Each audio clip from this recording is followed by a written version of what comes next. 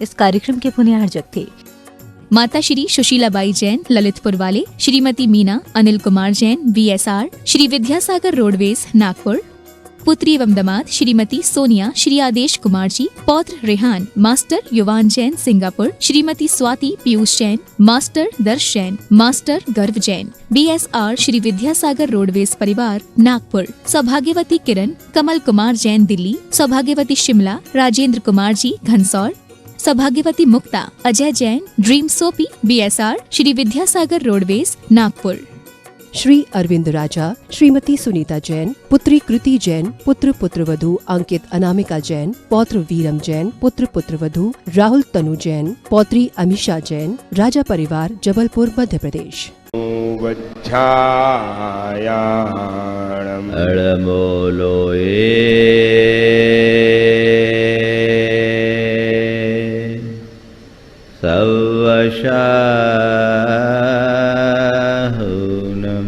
नमो लोए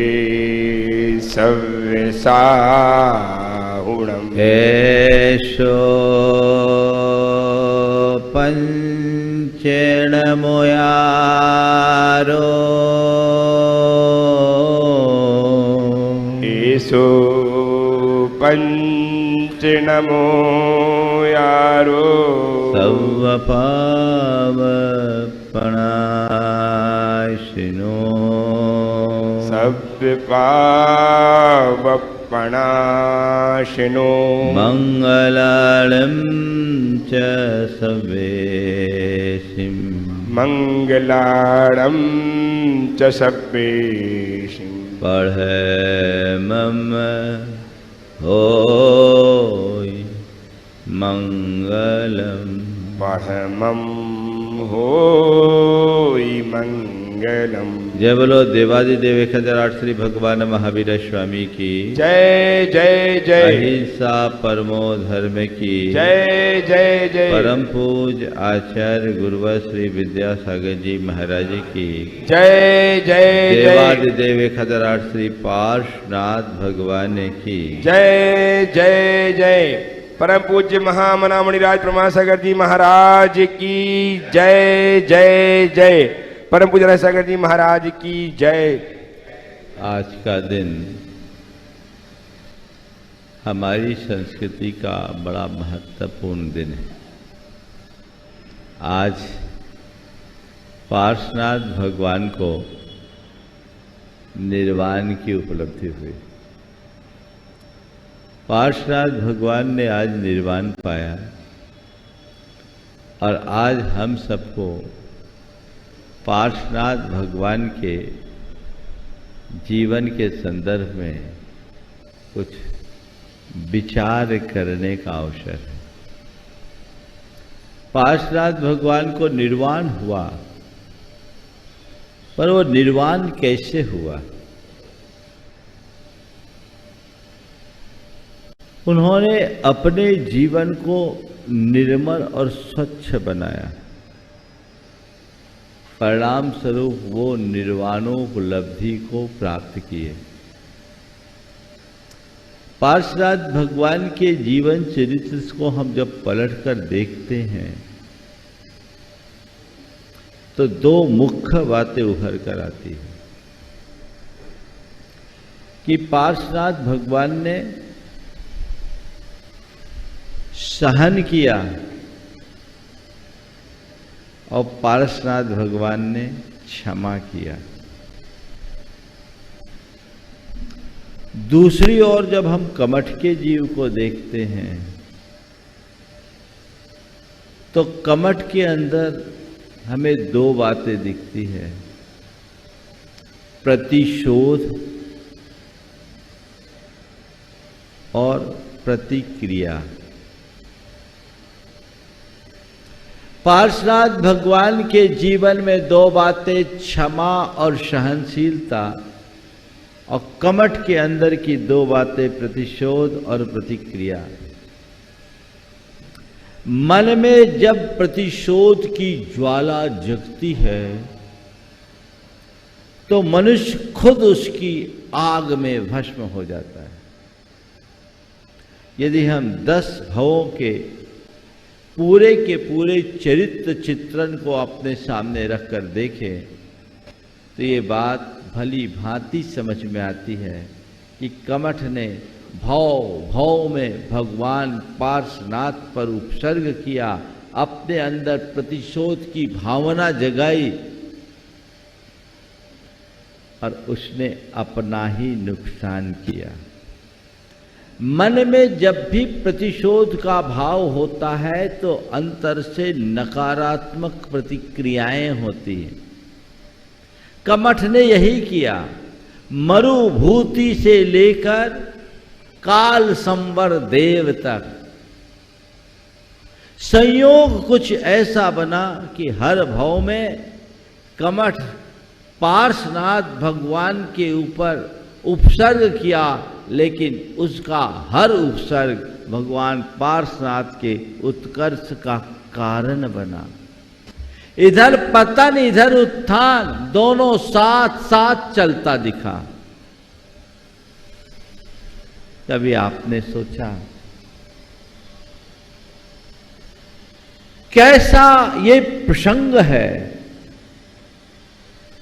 हम पार्श्वनाथ भगवान के चरित्र को तो रोज पढ़ते हैं, सुनते हैं और उनका गुणगान करके रख देते हैं, लेकिन हमारे लिए समझने की बात इतनी है कि जब तीर्थंकर पार्श्वनाथ जैसे महान आत्मा के जीवन में भी ऐसा हो सकता है तो हमारे जीवन में क्या होगा? आज मैं आपसे 4 बातें कहूंगा। सहन करना, क्षमा करना, प्रतिशोध का भाव रखना और प्रतिक्रिया करना। जीवन में किसी से प्रतिशोध का भाव मत रखो। प्रतिशोध मन में अगर आ गया तो तुम भस्म होगे। प्रतिशोध क्या है? किसी के साथ कुछ भी खटपट हुई और हमने मन में गांठ बांध ली। गांठ बांधी तो वो अंदर एक आग लग गई, जब मौका आए भड़क जाएगी और उस घड़ी मनुष्य की विवेक बुद्धि सब कुछ छिन्न भिन्न हो जाती है, उसे कुछ भी समझ में नहीं आता। तो ऐसे प्रतिशोध की भावना को मन में आने मत दो।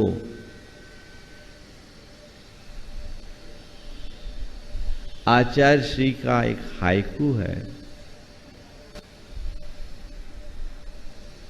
प्रतिशोध में बोध भी अंधा होता, शोध तो दूर। प्रतिशोध में बोध भी अंधा होता, शोध तो दूर। प्रतिशोध का मतलब सामने वाले से बदला लेने का भाव, उसे सबक सिखाने का भाव। कुछ भी हो गया अच्छा है, हम उसको भी इसका सबक सिखाएंगे, उसे उसकी औकात दिखाएंगे, इसका बदला लेके रहेंगे।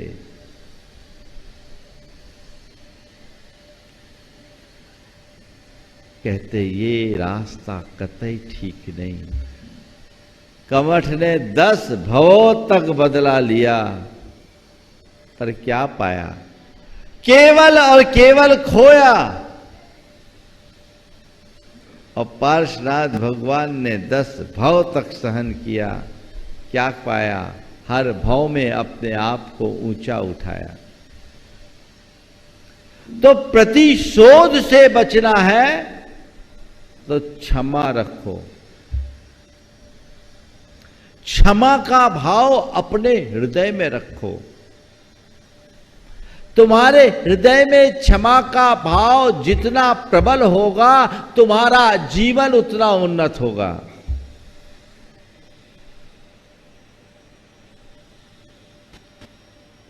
किसी से बदला लेके क्या पाओगे? बदला लेने का क्या मजा? मजा तो तब है जब सामने वाले के हृदय को बदल डालो। कुरल काव्य में लिखा है, बदला लेने का आनंद केवल एक दिन का ही होता है, किंतु क्षमा करने वाले का गौरव सदा स्थिर रहता है। कोई तुमसे कैसी भी बदसलूकी करे, उसे क्षमा करने का औदार्य विकसित करो। लिखा है, धरती उन लोगों को भी आश्रय देती है जो उसे खोदते हैं। धरती उन लोगों को भी आश्रय देती है जो उसे खोदते हैं। इस तरह तुम भी उन लोगों की बातें भी सहन करो जो तुम्हें सताते हैं, क्योंकि बड़प्पन इसी में है। धरती की तरह सहनशील बनो। क्षमा भाव धारण करने की वृत्ति अपने मन में जगाओ। ये अंतरंग में छा गया तो समझना तुमने अपने जीवन को बहुत ऊंचा उठा लिया। ये संभावना कतई नहीं है कि तुम्हारे जीवन में किसी से खटपट ना हो। ये तो होगा, घर गृहस्थी है, चार बर्तन होंगे, टकराएंगे, आवाज होगी, कोई बुराई नहीं, होने दो। पर उस खटपट को वहीं खत्म करने की कला विकसित कर लो। झगड़ा करो मत, और कदाचित झगड़ा खड़ा भी हो जाए तो उसे बैर में परिणत मत होने दो। क्षमा में वह ताकत है जो जन्मों के बैर की गांठ खोल देती है। उस भाव को अपने हृदय में जगाइए। बोलो, तुम्हारे आदर्श पारसनाथ है या कमठ? हाँ, तो तुम्हें क्षमा रखना चाहिए या प्रतिशोध? करते क्या हो? करते क्या हो? नाम पारसनाथ का, काम कमठ का कैसे कल्याण होगा? कोई तुम्हारे साथ कोई दुर्व्यवहार करता है तो तुम्हारे मन में उसे सबक सिखाने का भाव आता है या क्षमा कर देने का? बोलो, क्या भाव आता है? हाँ, क्या होता है? महाराज, हम तो एक नंबर का काम करते हैं, सबक सिखाना ही जानते हैं। पार्श्वनाथ भगवान कहते हैं कि तुम दूसरों को सबक सिखाने की जगह खुद के जीवन से सबक लो, जीवन संभल जाएगा, जीवन सुधर जाएगा। अपने आप को बदलो, अपने जीवन की दिशा को परिवर्तित करो। लेट अस गो, हो जाने दो। ये क्षमता अपने भीतर लाओ। नजरअंदाज करने की वृत्ति, क्षमा कर देने की वृत्ति, माफ कर देने का भाव जिसके मन में जग जाता है वो मनुष्य महान बनता है। और एक बात बोलूं, आज आपकी किसी से बड़ी लड़ाई बहुत कम होती है।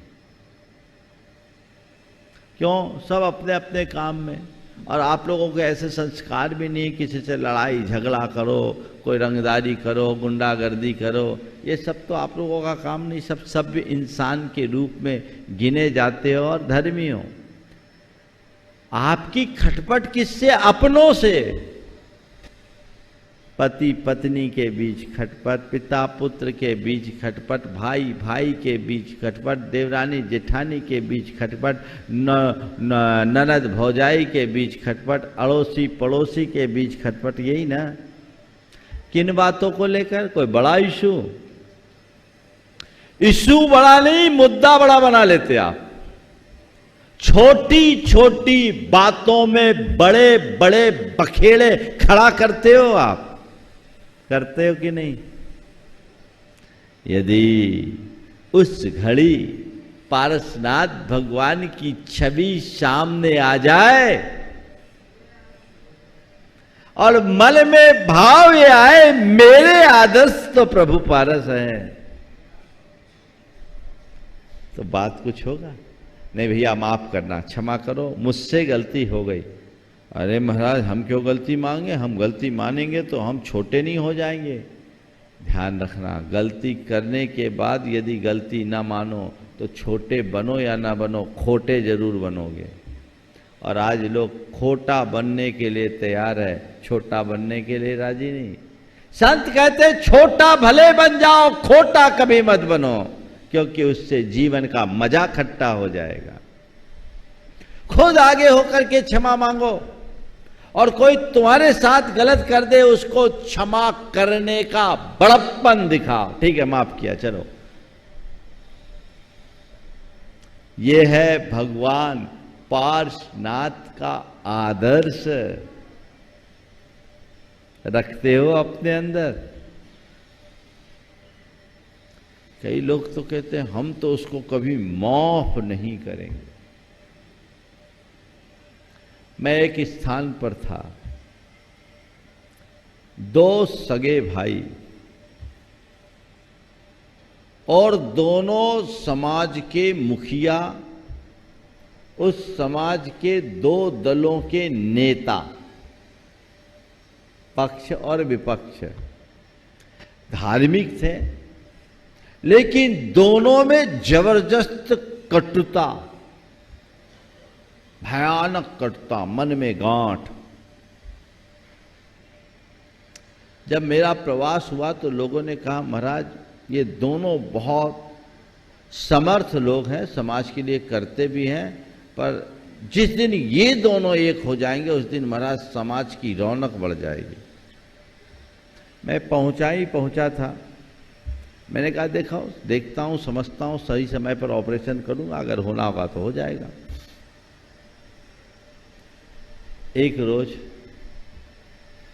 एक के यहां आहार हुआ, संयोग से जिसके आहार हुआ वही समाज का अध्यक्ष था उस समय। अलटा पलटी सरकार इन्हीं दोनों में किसी एक की बनती थी। आहार के बाद वो जब छोड़ने आया, सबसे अलग करके मैंने उससे पूछा, भाई तुम्हारे भैया हैं, तुम लोगों का आपस में कुछ मनमुटाव है क्या? सुनते ही तुनक गया, बोले महाराज उसका नाम भी मत लीजिए, उसका नाम सुनते ही मेरे अंदर आग लग जाती है। मैंने कहा ठीक है भैया, एक काम कर, ठंड बहुत है, मुझे भी कपकपी लग रही है, कहाँ आग लगी बता, मैं ताप लूं, थोड़ी राहत हो जाए। तेरे अंदर आग लगी है, इतनी ठंड है, मुझे कपकपी लग रही है, इस आग से मैं कुछ ताप लूं, मेरी अंदर की शीत मिट जाए, बड़ी बात। नहीं महाराज ये बात नहीं, लेकिन मैं उसके बारे में सुनना नहीं चाहूंगा, आप कृपया आप महाराज मत करो, मैं शर्मिंदा हूं, आपकी बात काटना पड़ेगी। मैंने कहा अभी तो कषाय बहुत उफान पर है, अभी कुछ बोलना उचित नहीं है। ठीक है चलो देखते हैं। इधर उधर की बात हुई, थोड़ी देर बाद उसका मन शांत हुआ। फिर मैंने उससे पूछा भाई आखिर ऐसी क्या बात हुई, तुम्हारे भाई ने तुम्हारे साथ ऐसा क्या व्यवहार कर दिया जिससे तुम उसका नाम सुनते ही इतने भड़क उठते हो, वजह क्या है? बोले महाराज मत पूछे, मेरे भाई ने मेरा बड़ा नुकसान किया है, मेरे भाई ने बड़ा नुकसान किया है, मैं उससे सुनना, उसका नाम लेना भी पसंद नहीं करूँगा। क्या नुकसान कर दिया है? अरे महाराज जी मैं क्या करूं, मेरा व्यापार आगे बढ़ा था और मुझे मालूम पड़ा उसने डिपार्टमेंट में शिकायत कर करके मेरे यहाँ अफसरों को भेजा, मुझे नुकसान कराया। महाराज वो मेरा भाई नहीं है, मेरा नाम सुनते ही खून खौलता है। मैंने उससे पूछा ठीक है तुम ये बोलते हो, पर जो तुम बोल रहे हो किसी आधार पर बोल रहे हो या ऐसे? नहीं महाराज मैंने सुना है। किसने बताया? लोगों ने बताया। बोले ठीक है लोगों ने तो बताया, पर कभी तुमने इसकी जांच पड़ताल करने की कोशिश की? बोले महाराज जांच पड़ताल करने की क्या जरूरत है, अफसर आया, नुकसान हुआ है, हमको बहुत मोटा नुकसान सहना पड़ा, हमारा बिजनेस प्रभावित हुआ, दिखता नहीं है क्या कौन करता? उसके मन में महाराज मुझसे बहुत ईर्ष्या है। तो मैंने कहा उसके मन में ईर्ष्या, तेरे मन में बैर है, दोनों सगे भाई तो निकले, एक भाई एक बहन, तू बैर पाल रहा, वो ईर्ष्या पाल रहा, ये तो दुर्बलता, इससे होगा क्या? मैंने उसे अपने ढंग से समझाया और उससे पूछा, ये बताओ कितने सालों से मन मुटाव है? बोला महाराज लगभग 10 साल से ज़्यादा हो गए। हमने 10 साल में लड़ करके तुम क्या पाए? अब इन सब चीज़ों को भूलो, बातें निराधार है। यदि उसने तुम्हारी शिकायत भी की तो भी तुम्हारा रथ रुका क्या? बोले नहीं महाराज, आपके आशीर्वाद से बहुत आगे है। तो हम बोले फिर क्यों किसी के पीछे परेशान होते हो? किसी के किए कुछ होता है या किसी के रोके कुछ रुकता है क्या? तुम अपने रास्ते पर चलो, आगे बढ़ते चलो, इसमें उलझो मत और अपने जीवन का विकास करो। उसको मैंने अपने ढंग से समझाया, उसकी कसाई मंद हुई। फिर मैंने कहा देखो तुम लोग, बोला महाराज जी आप हमको कहते हो, आपकी बात मैं फिर भी सोच लूँगा, पर मुझे मालूम है वो तो वो सुनेगा ही नहीं, देखते हैं। फिर दूसरे से बात की, दूसरे ने भी वैसी ही प्रतिक्रिया दी, पर दोनों को मैंने अलग अलग समझाया और ये संबोधा कि तुम लोग धर्म कर रहे हो या आडंबर। मन में इतनी बैर की गांठ बनाकर रखोगे तो तुम सब दुर्गति के पात्र बनोगे, तुम्हारा दान धर्म सब व्यर्थ होगा। इन सब चीज़ों से कोई सार नहीं। और अपना तो ठीक है, अपने बच्चों को भी तुम इस बैर की परंपरा सौंप कर जाओगे, न जाने कितने जन्मों में तुम लोग भटकना पड़ेगा। मेरे संबोधन से दोनों का मन कुछ गीला हुआ और फिर मैंने दोनों को मिलाया, एक दूसरे से क्षमा मंगाया। दोनों ने एक दूसरे से क्षमा मांगकर एक दूसरे से गले मिले, आंखों से आंसू की धार, और इस दृश्य को देखकर पूरे समाज की आंखों में हर्ष के आंसू।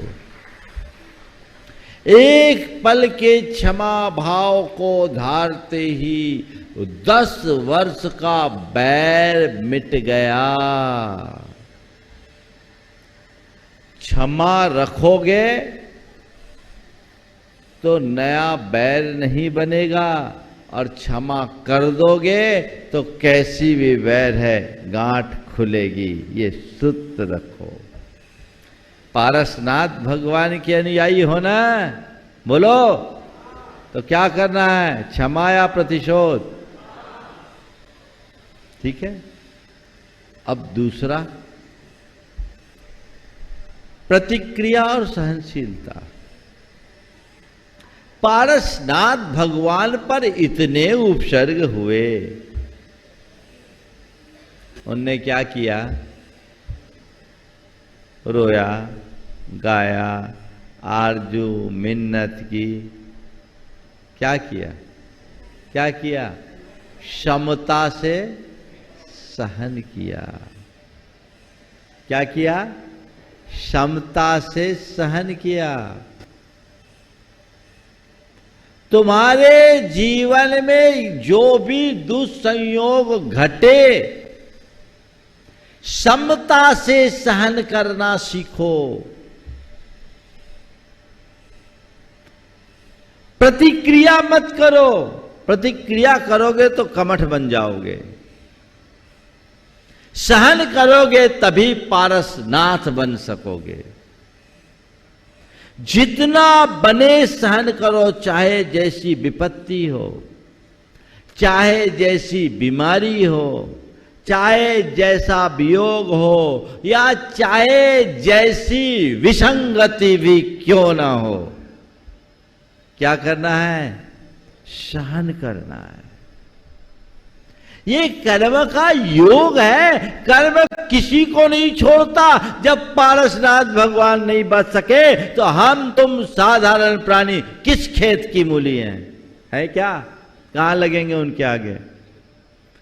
तो क्या करना है इससे बचने के लिए? मेरे ऊपर कोई विपत्ति ना आए, ये मेरे हाथ में नहीं। मेरे जीवन में कोई बीमारी ना आए, ये मेरे वश में नहीं। मुझसे कोई मुझसे किसी का वियोग ना हो, मेरे जीवन में कोई वियोग ना हो, ये भी मेरे बूते की बात नहीं। और जीवन में कोई विसंगति खड़े ना हो, ये भी मेरे अधिकार में नहीं।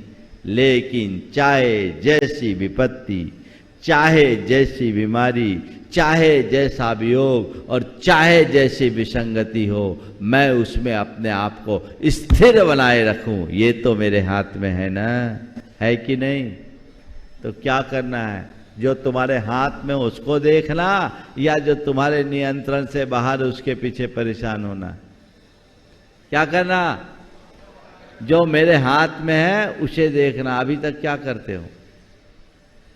जो हाथ में नहीं है उसके पीछे भागते हो।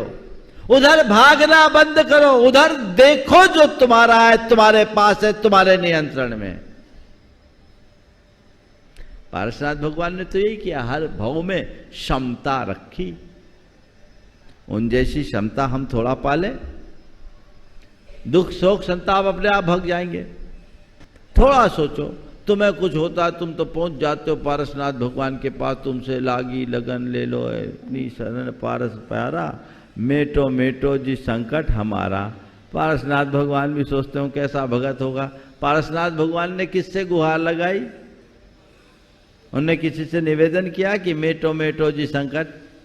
बोलो, हाँ? क्या करो? सहन करो।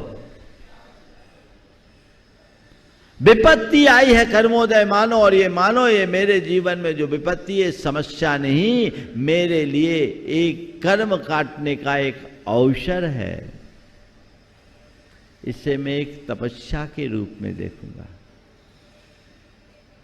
मुझे कर्म भोगना नहीं है, कर्म काटना है।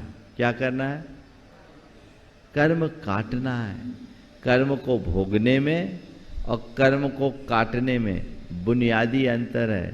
कर्मोदय में रोना धोना, प्रतिक्रिया करते हुए उसे सहना, कर्म को भोगना है। और कर्म को भोगने वाले न जाने कितने नए कर्म बांध लेते हैं। और चाहे जैसे कर्म का उदय क्यों ना हो, उस घड़ी में अपने हृदय में स्थिरता बनाए रखना और कर्म की जड़ उखाड़ना है, कर्म को काटना है। इसी का नाम तपस्या है।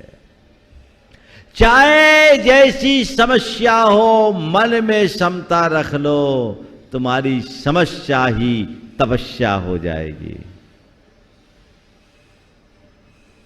पारसनाथ भगवान का यही आदर्श है ना।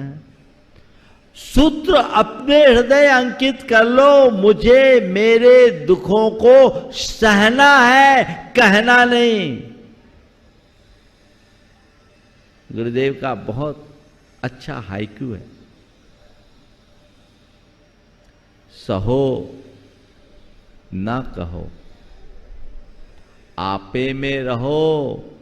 सहो न कहो, सही परीक्षा यही, आपे में रहो।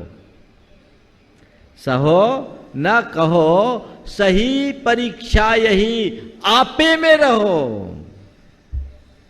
अपना विवेक खंडित मत करो, प्रतिक्रिया से बचो, सहनशीलता को अपने जीवन का आदर्श बनाओ। देखो जीवन में कैसी अद्भुत चमक प्रकट होती है। उस दृष्टि, उस दिशा में आगे बढ़ने का उत्तरोत्तर भाव जागना चाहिए। तो आज पार्श्वनाथ भगवान के निर्वाण महोत्सव में दो बातों से दूर रहने का संकल्प और दो बातों को मन में बनाए रखने का मनोभाव जगाना है। क्या करना? चाहे कुछ हो, मन में बदले का भाव नहीं रखना और प्रतिक्रियाओं से अपने आप को बचाना। तो दूसरी ओर मुझे क्षमा रखना है, मुझे सहन करना है। वैल मुझे अपने भीतर आने ही नहीं देना है। मन को बड़ा बनाओ तो अपने आप हमारा जीवन आगे बढ़ेगा। तो कहते हैं क्षति चाहे कितनी ही बड़ी क्यों ना उठानी पड़े, परंतु बड़प्पन इसी में है कि मनुष्य उसे मन में न लावे और बदला लेने के विचार से दूर रहे। बदला लेने के विचार से दूर रहे, क्योंकि ये क्षति बाहर की क्षति है, जो भौतिक क्षति है। लेकिन तुम्हारे मन में यदि गांठ बनती है तो यह तुम्हारी आध्यात्मिक क्षति है। भौतिक क्षति का नुकसान केवल इस जीवन के लिए हो सकता है, लेकिन आध्यात्मिक क्षति तो भाव में नुकसान पहुंचाती है। जो भाव को बिगाड़ने वाले, उनसे बचो। ऐसा मनोभाव अंदर उत्पन्न ही ना होने दो, तो हमारा जीवन ठीक होगा। हम अपने उच्च व्यवहार करें, अच्छा बर्ताव करें, जिससे हम अपने जीवन को समुन्नत बनाते हुए आगे बढ़ सके, बढ़ा सके, जीवन में कुछ अच्छा कर सके। कुछ भी हो आज से तय करें, छोटी मोटी बातों को नजरअंदाज करेंगे और प्रतिकूल परिस्थितियों को बर्दाश्त करेंगे। नजरअंदाज करना और बर्दाश्त करना दो ही चीजें तो चाहिए। जितना नजरअंदाज करने में सक्षम होगे उतने क्षमाशील बनोगे, और जितना बर्दाश्त करोगे उतने सहनशील बनोगे। जो जितना सहन करता है वो उतना समर्थ बनता है। सहन करो, अभ्यास बढ़ाओ, अपने अंदर के उत्साह को जगाओ। मेरे संपर्क में एक सज्जन है जिन्हें पिछले 28 वर्षों से गठिया हुआ, पूरा शरीर अकड़ता है, रोम रोम में ऐंठन होती है। लेकिन उस व्यक्ति के धैर्य और क्षमता की सराहना करनी होगी। जब एक दिन मैंने उससे पूछा तो उसने कहा, महाराज जी मैं तो एक ही बात सोचता हूं कि मेरा आपकी तरह इस मार्ग में निकलने का भाव था। घर वाले के मोह में फंसकर मैंने उनकी बात मान ली, विवाह कर लिया, तपस्या नहीं कर पाया। पर मेरी नियति को कुछ और ही मंजूर था। मेरी नियति मुझसे तपस्या कराना चाहती थी। शायद ये बीमारी मेरी तपस्या का निमित्त बन करके आई है। मैं सहन कर रहा हूँ, मेरा भेद विज्ञान इस घड़ी भी है। मैंने पूछा तकलीफ? महाराज ऐसा कि अंग अंग उमेटता है, लेकिन मैं जब ऐसा कुछ घटता है तो नरकों की वेदना को याद करता हूँ और सोचता हूँ वहाँ तो सागरों पर्यंत इससे भी दारुण दुखों को सहना पड़ता है। ये तो थोड़ा है, चलो ये थोड़ा सा कष्ट मेरे कर्म काटने का निमित्त बनकर आया है, मुझे इसे सहन करना है। जिस मनुष्य के अंदर ऐसी आध्यात्मिक दृष्टि पनप जाती है वह कभी दुखी नहीं हो सकता। तो तुम्हारा कर्म तुम्हें भोगना पड़ेगा। जब तीर्थंकर नहीं बच सके तो तुम कहाँ लगोगे? तो अपने कर्मों को इस तरीके से भोगो कि नए कर्म का बंध न हो सके और अपने जीवन को निर्बंध दशा में आगे बढ़ा सके। आज पार्श्वनाथ भगवान के चरणों में अपनी वंदना अर्पित करने के लिए पूरे दुनिया भर के लोग यहाँ इकट्ठे हुए हैं। आज हम देख रहे हैं पार्श्वनाथ भगवान के चरणों में जो लोग पहुँचे हैं वे निश्चित भाग्यशाली हैं। वहाँ लोग लाडू चढ़ाएंगे ही। आज मध्याह्न में 2:30 बजे से इसी गुणायतन परिसर में भी निर्वाण लाडू चढ़ाने का शुभ अवसर सबको मिलेगा। हम उसका लाभ लेकर अपने जीवन का मंगल करें, जीवन का कल्याण करें। इस पुनीत भाव के साथ मैं यहीं पर विराम ले रहा हूँ। बोलिए परम पूज्य आचार्य गुरुवर श्री विद्यासागर। इस कार्यक्रम के पुण्यार्जक थे माता श्री सुशीलाबाई जैन ललितपुर वाले, श्रीमती मीना अनिल कुमार जैन VSR, श्री विद्यासागर रोडवेज नागपुर, पुत्री एवं दामाद श्रीमती सोनिया श्री आदेश कुमार जी, पौत्र रेहान मास्टर युवान जैन सिंगापुर, श्रीमती स्वाति पीयूष जैन मास्टर दर्श जैन, मास्टर गर्व जैन, BSR श्री विद्यासागर रोडवेज परिवार नागपुर, सौभाग्यवती किरण कमल कुमार जैन दिल्ली, सौभाग्यवती शिमला राजेंद्र कुमार जी घनसौर, सौभाग्यवती Mukta Ajay Jain dream soapy BSR Shri Vidyasagar roadways Nagpur. Shri Arvind Raja, Shrimati Sunita Jain, पुत्री कृति जैन, पुत्र पुत्रवधू अंकित अनामिका जैन, पौत्र वीरम जैन, पुत्र पुत्रवधू राहुल तनु जैन, पौत्री अमीषा जैन, राजा परिवार जबलपुर मध्य प्रदेश।